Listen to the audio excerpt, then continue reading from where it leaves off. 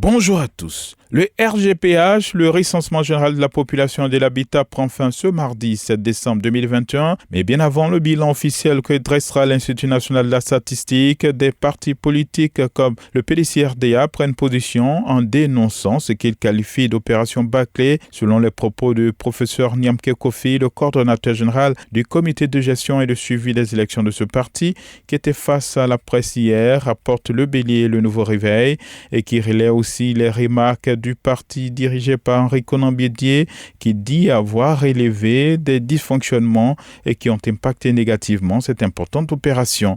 Le PDCRDA, selon Nyamke Kofi, dit observer aussi, en dépit du prolongement de la phase du dénombrement de la population, que cette opération RGPH 2021 risque d'avoir un taux de couverture relativement faible, et c'est ce que retranscrit notamment le confrère Génération Nouvelle, qui, comme le Bélier Intrépide, Dernier Heurement, le Miroir et l'Inter, et aussi le Temps, se font l'écho de l'appel de cette formation politique qui demande une deuxième prorogation de l'opération.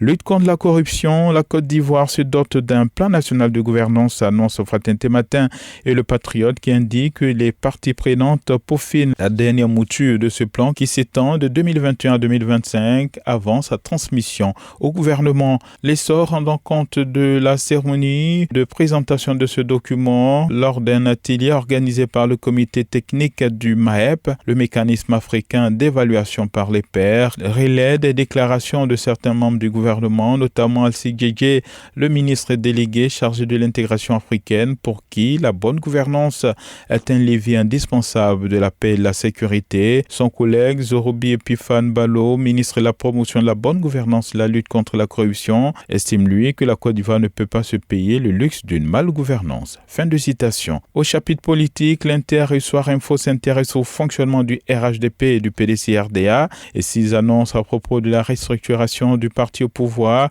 que le président de ce parti, Alassane Ouattara, aurait acté la disparition de la direction exécutive du parti et aurait autorisé la création d'un secrétaire exécutif qui sera chapeauté par un comité de direction d'une quinzaine de personnes. Concernant le PDCI, ces journaux parlent de nouveaux scénarios de Bédié par rapport à son parti et laissent entendre qu'on va vers un secrétaire exécutif en chef tournant.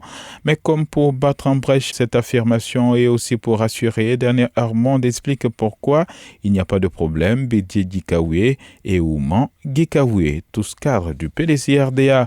Le Nouveau Réveil, journal quoique proche de ce parti qu'est le PDCI, s'intéresse au RHDP et annonce que le président Ouattara dissout la direction exécutive de son parti. Le Patriote, lui aussi, proche du RHDP, jette un œil sur ce qui se passe au Parti des peuples africains Côte d'Ivoire, le PPACI, dirigé par Laurent Gbagbo, où il y aurait, selon ce journal, des défections en cascade de militants. Gbagbo, la fin d'un mythe, se demande donc le journal, qui estime que l'ancien président ivoirien paierait ainsi cache sa gestion de la crise au sein du FPI, son ancien parti.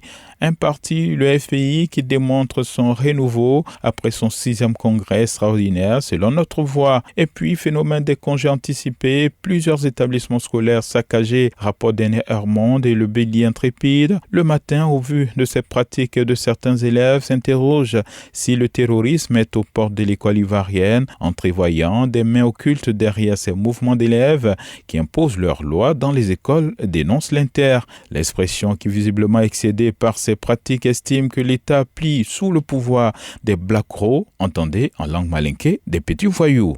7 décembre 1993, 7 décembre 2021, il y a 28 ans que Félix Houphouët-Boigny, le premier président de la Côte d'Ivoire, nous quittait, rappelle Fraternité Matin, pour marquer la commémoration du décès de celui qui a été tout au long de sa vie l'apôtre de la paix. À vos journaux et bonne lecture à tous. Radio de la paix. Se parler, s'écouter, se comprendre.